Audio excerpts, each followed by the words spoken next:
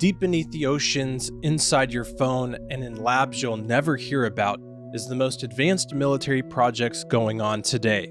There's one agency involved in all these areas, and their technologies are moving us into a very interesting and strange future. The Defense Advanced Research Project Agency, DARPA. This agency is going to create the vast weapon systems of the future.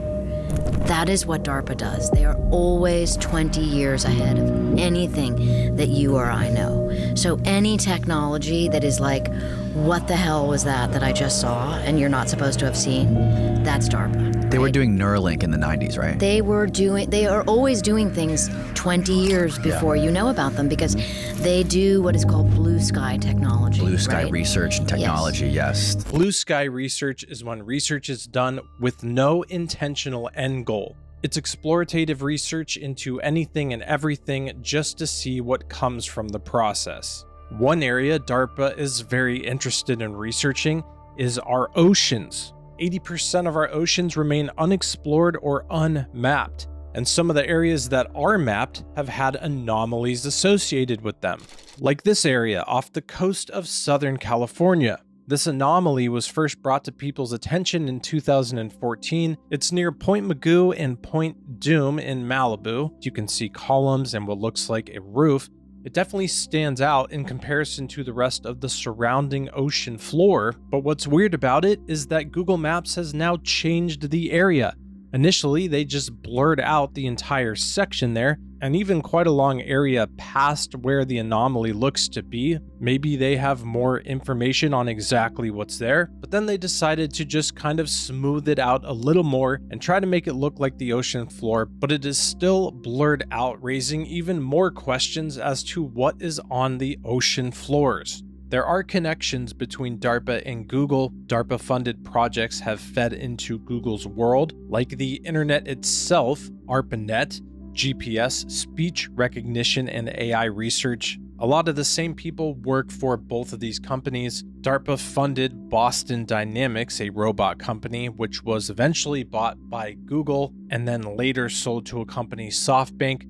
So there's no absolute connection between these companies, but there is a lot of intertwining and overlaps between people who work there and the products created that were first for military applications and then given or sold to Google for consumer usage. And apparently DARPA is spending billions of dollars on underwater drones.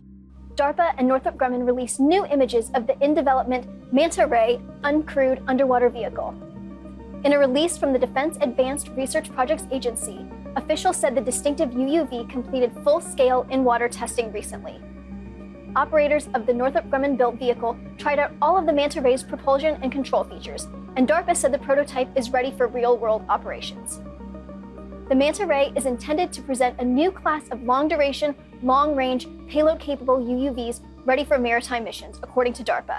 Ooh, whoa, that thing's spooky. Oh, so that's an article I wrote. That's pretty cool. That is the Manta, a DARPA-developed ocean drone. Yeah. DARPA-developed ocean drone. That's right, yeah. Oh that was Tim Gallaudet on Danny Jones' podcast. Tim is an American oceanographer and retired Rear Admiral in the United States Navy. Tim worked for the Department of Commerce for the Undersecretary of Commerce for Oceans and Atmosphere, and acting administrator of the National Oceanic and Atmospheric Administration, also known as NOAA. What's also interesting about Tim is what he just said the other day about unidentified submersible objects. What I saw was not our technology. A Navy officer breaks the silence on mysterious underwater UFOs. Tim also said in response to USOs that he witnessed, no nation has craft that can move like that.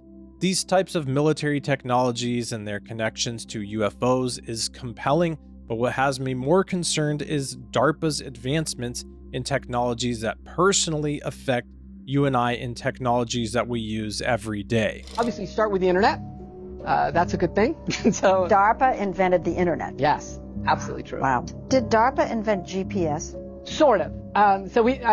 What we did is we actually got GPS into a small form factor. So that's what DARPA did. So the fact that you can have GPS in your cell phones or things like that was absolutely prompted by DARPA. Okay, did you invent Siri? Yes, Siri came out of my office But if you were to ask anybody in this country who invented Siri, they'd say Apple. Oh, yeah. You know what? I think we should ask Siri. Okay. Do you have your cell phone? I do. Well, let's see what she says. All right, let's see. Siri, who invented you? Like it says on the box. Designed by Apple in California. Design? Siri, what if I told you DARPA invented you? What would you say? I think different. Apple. They get all the credit. We Great. get none of the credit. You know what? That's the best transition in the world. It is? That's okay with DARPA. Oh, yeah. Because Apple had a huge role in inventing Siri as well. It's not like I handed them a finished product. We handed them a bunch of technologies that were very useful, and it was their job to then take that. Well, not useful, essential. Yes. Remember how DARPA had connections to Google? Well, they also have connections to Facebook. In 2017, Facebook announced at its F8 conference that it was working on a silent speech brain typing project at Building 8, a secretive lab led by Regina Duggan, who was formerly director of DARPA. DARPA invests in AI, AR and VR, machine learning, and human-computer interface. Facebook and Meta also invests heavily in the same fields, mainly through the company Reality Labs. Many of the researchers involved in these projects cycle between DARPA-funded universities, defense contractors, and companies like Facebook. This all leads us to our next coincidence. On February 4th, 2004, we see that the Pentagon canceled its so-called LifeLog project, an ambitious effort to build a database tracking a person's entire existence. Run by DARPA, LifeLog aimed to gather in a single place just about everything an individual says, sees, or does. Coincidentally, on the exact same day that LifeLog was canceled, Facebook was created, a platform that grew into exactly what LifeLog was trying to achieve, but by willing participants. Seeing years later how DARPA had their hands in the creation of Siri and potentially Facebook, well, that makes me wonder, what exactly is DARPA up to with these other strange technologies that they're advancing? Project Insect Allies modifies flying insects to attack crops. These insects resist disease and repair each other's injuries in the field. Then there's the Hybrid Insect Microelectrical Mechanical Systems, or HIMEMS. This project, along with Project Dragonfly, creates miniature flying cyborgs. Beetles, moths, and dragonflies become undetectable spies with cybernetic implants and solar-powered guidance systems. They can be controlled remotely or operate autonomously using AI. They've created remote-controlled rats. DARPA trains bees to find landmines. They're developing claytronics, programmable shape-shifting matter. They're developing nuclear-powered spacecraft, autonomous vehicles, and weapons of all kinds. They built a DARPA robot called the Eater robot, EATR, I forget what it stands for, but it's fueled by biological material. Dude.